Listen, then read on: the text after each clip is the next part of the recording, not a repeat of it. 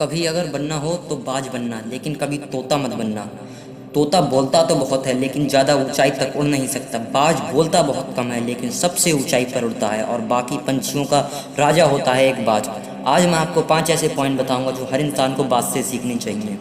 पहला, eagle fly alone.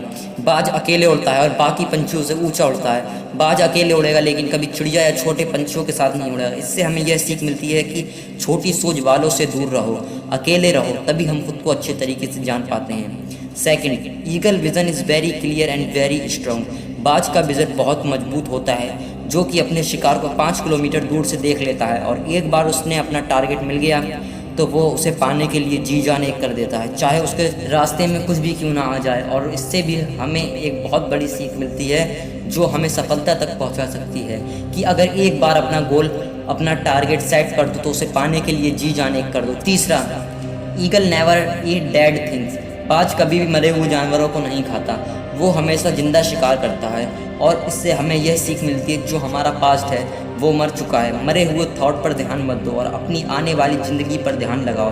क्योंकि अगर एक बार यह पास्ट तुम्हारे प्रेजेंट में आ गया तो तुम्हारा पास्ट तुम्हें प्रेजेंट में नहीं रहने देगा। पास्ट में तुम्हारे साथ कितना भी बुरा क्यों ना हो उसे वहीं रहने दो, इसलिए बाज कभी मरे हुए जानवर नहीं खाता।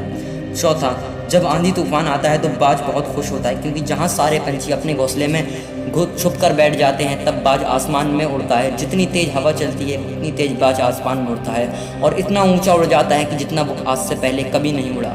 इससे हमें यह सीख मिलती है कि जीवन में कोई भी परेशानी, कठिनाई आए उसे हंसकर स्वीकार करो और उसमें एक नया अवसर निकालो। पाँचवा, बाज अपने घोंसले में से मुलायम घास को निकाल देता ताकि बाज का जो बच्चा है वो उसमें कंफर्टेबल ना हो सके, क्योंकि अगर वो घोंसले में कंफर्टेबल हो गया तो वो वहीं रहेगा।